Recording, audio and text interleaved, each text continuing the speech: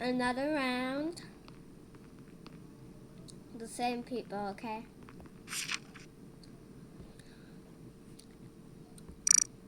Imposter.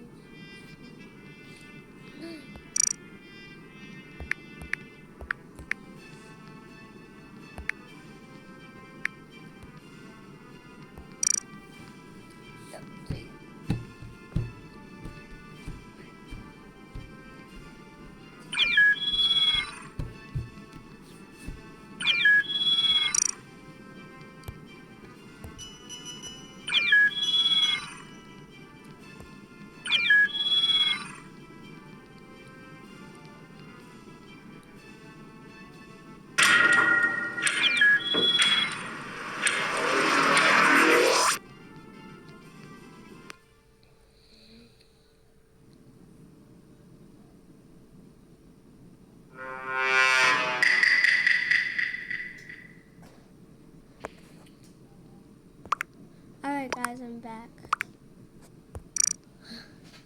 I'm back.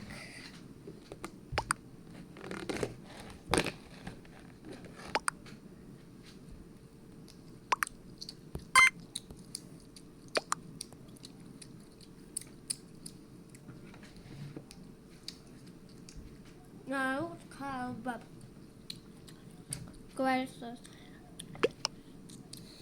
same.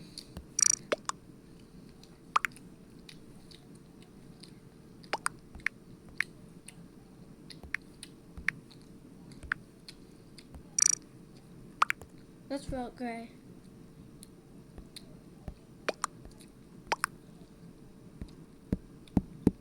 It won't let me.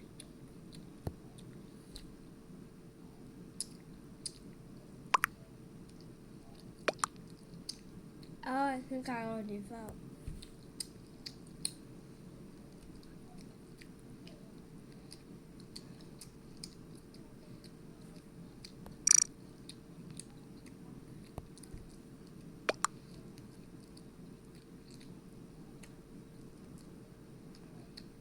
Talk to me. Beep.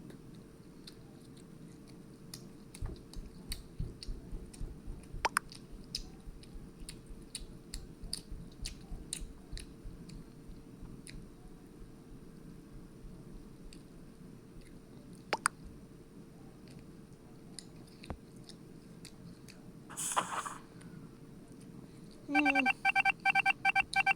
Mm. Mm. Mm.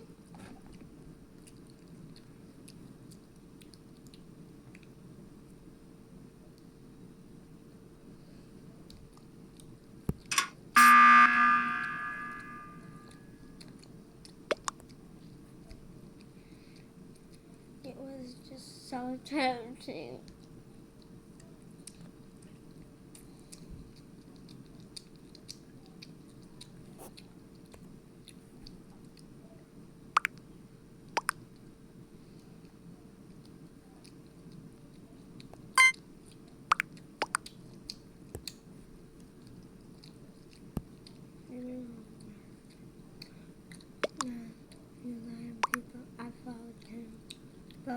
Vote me. I don't care. Okay. Exactly.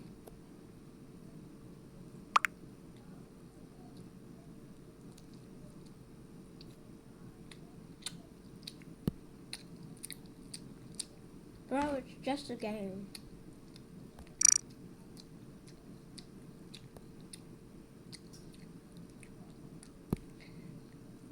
Bro, click. I don't care.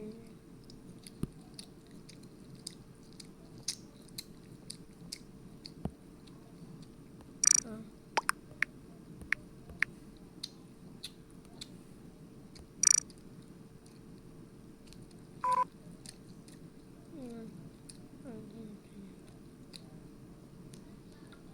Purple, shut up.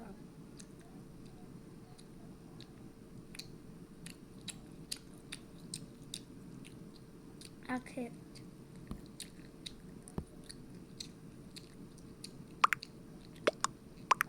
Nice.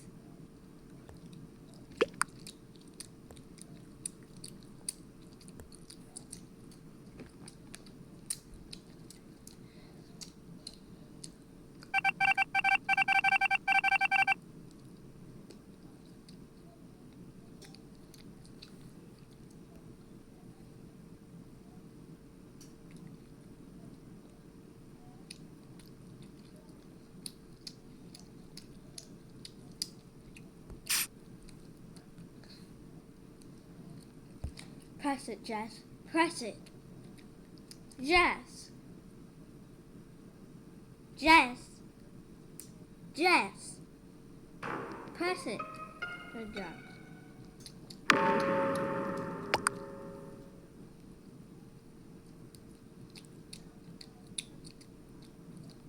Well, whoever made this happen just didn't do it. I don't think so.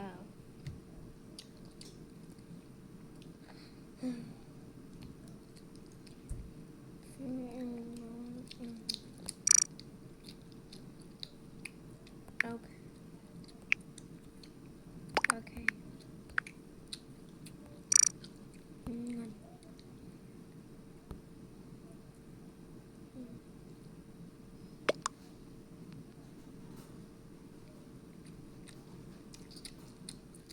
Pink saw me go through.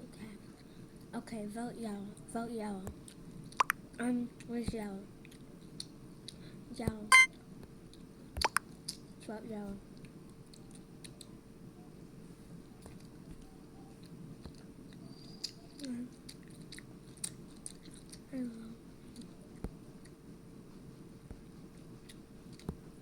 Discover a better drawing experience in Clip Studio Paint. Clip Studio Paint offers a natural, realistic drawing experience.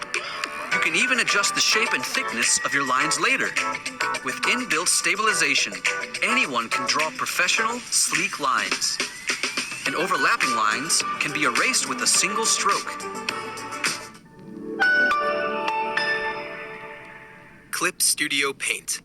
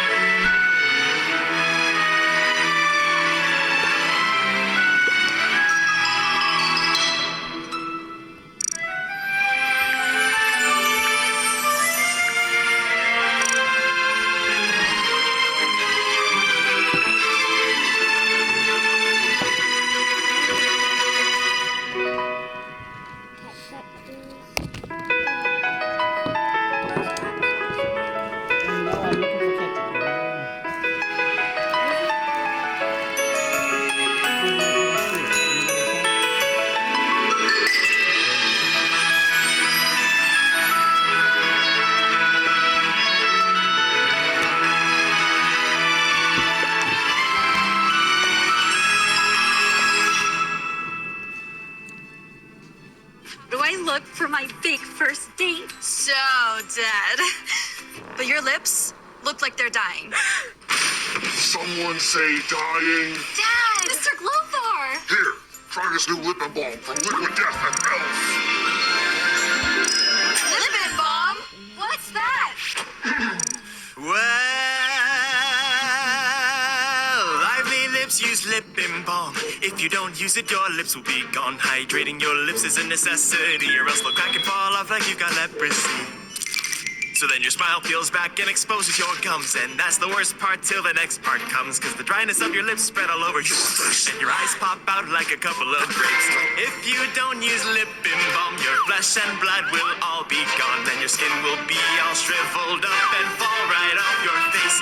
Now your eyes are gaping and your skull's exposed. And you're not gonna love what's left of your nose. Now your blood and guts and hope are gone. Cause you should have reached for one of the 6 delicious flavors of lip and balm.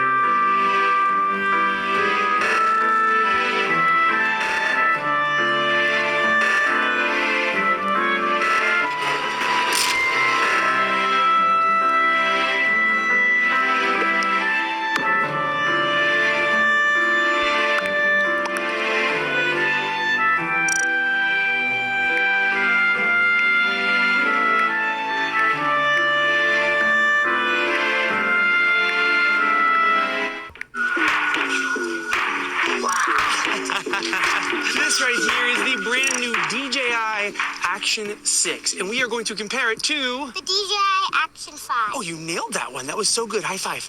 This thing has a brand new square sensor and variable aperture. I'm going to explain why those two things are so important, but we will kind of talk about, like, does this one have that much of an advantage over that one? Or is that one like a smoking deal now that this one's out? So everything that is new with the DJI Action 6, we're going to talk about that today. And again, how it compares to... The DJI Action 5. Nice. High five.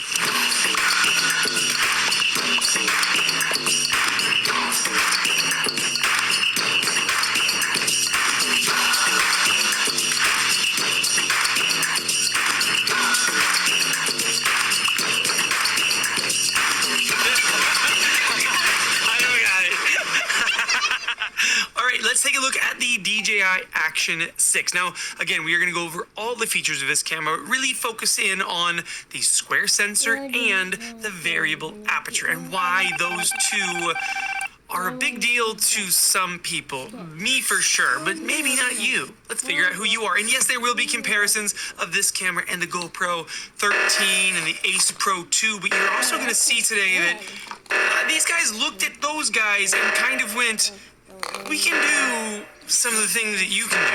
You'll see what I mean in a bit. Now, the very first thing that we need to talk about is that square sensor, a 1/1.1 inch square. So a normal sensor like on the Action 5 or any of these other cameras, actually not on the GoPro, on the Ace Pro and the Action 5, we've got a 4x3 rectangular sensor. Most sensors are rectangular. My Sony sensor is rectangular. Most of the iPhone sensors are all rectangular. What does a square sensor allow you to do though? Well, there's something called open gate. If you've never heard that term in the cinema world, essentially like my A7C II here, my big camera. What you're looking at right now, this is 16:9. Now, there's actually more sensor above and below what you're seeing on screen right now because the sensor is 4x3, so the sensor is actually taller than what you're seeing. You're kind of seeing like a slip of that sensor. Now, that camera does not allow me to shoot in 4x3 mode to film the entire sensor. What that would allow me to do is right now I could take this frame and there would be information above it and below it. So if like in post I was like, oh no, I shot my thing like this, I cut off my head. In post, I could just move the frame up and use that top portion of the sensor. So what GoPro did, like why this was really cool, is they put an 8x7 sensor in there, not a perfect square, and then they allowed us to shoot in an 8x7 mode. Now these guys said, oh, 8x7, that's cute. We're gonna do 1x1, a perfect square, which means that in post, you can not only move your 16:9 frame up and down, but you can also take a 9x16 frame out of that for Instagram, and you have a ton of headroom and a ton of down here. You really get like a really good 16:9. So another big note on here is that the Action 6 does not come with, where's it at? Does not come with a vertical cage. The Action 5, the Action 4 all had these vertical cages so that you can mount the camera vertically. With this guy, because you have a 1x1 sensor, there's no need to mount it vertically. You just mount it like this, and then you just decide in post if you're gonna cut out a vertical or a horizontal. You can do that in camera. Like I can have the camera like this, and I can tell it I want to shoot a 9x16. Now, the reason I say like, is this a giant leap upgrade over the Action 5? Is that on that 1/1.1 inch sensor, we have 13.5 stops of dynamic range, about the same that we already had on the Action 5 Pro. Rectangular sensor, but about the same dynamic range. So the final image coming out of these two cameras is about the same quality. Like you're not seeing a huge jump in quality from this guy to this guy, except when we get to the variable aperture, but the amount of dynamic range is about the same. So just side by side, when you see them like in bright daylight conditions, you're not gonna see a huge difference from this guy to this guy, but that square sensor does allow you to reframe much better in post for both horizontal content and vertical content. And in that 1x1 mode, we can go up to 4K 60, but of course this camera in 4x3 mode can go up to 4K 120 frames a second, 2.7K 120 frames a second, and 1080 240 frames a second, which is very, very slow, but it's at 1080, so, you know. But of course, we do still have D-Log M in here, 10-bit recording, so the image coming out of here is It's wildly good. Like, to be fair, like this is probably the best visual like looking image coming out of an action camera right now that I think that we've seen. Physically though, it is a tiny bit bigger than the Action 5. Like this guy is a little bit taller. It's not thicker so much. Like if you look at the thickness is almost identical. I think that it is like the tiniest bit longer and the tiniest bit taller than the Action 5. Now, this guy is the smallest and lightest of the action cameras out there at 146 grams, and even though this got a little bigger, it's still only 149 grams, which is lighter than both the GoPro and the Ace Pro 2. These guys are coming in at 154 grams and 177 grams for this guy. So if you still are looking for like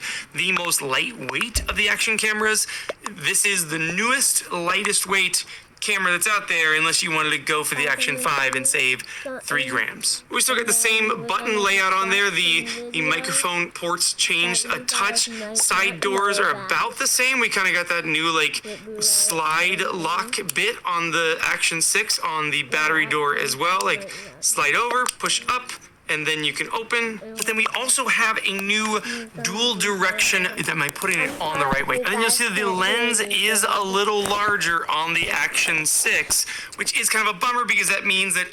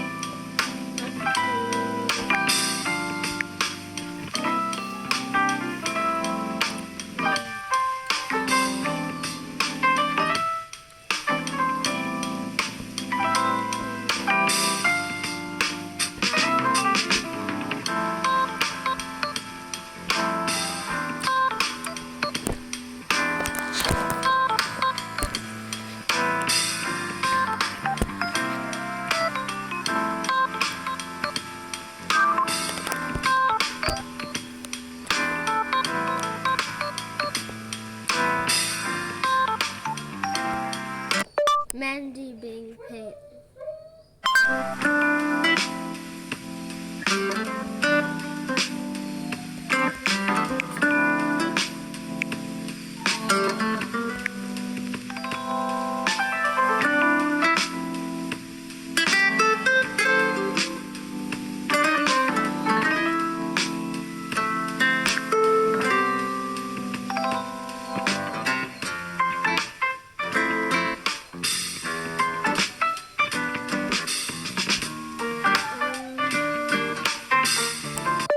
Paint.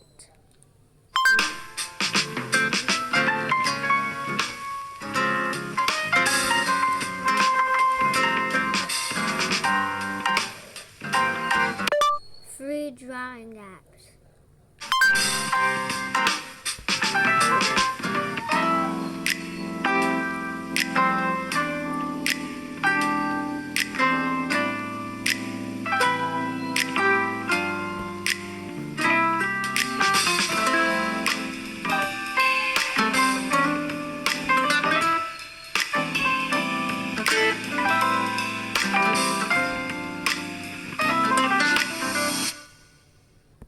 Users spiked overnight, but your stress level didn't. With Azure, auto-scaling keeps performance steady.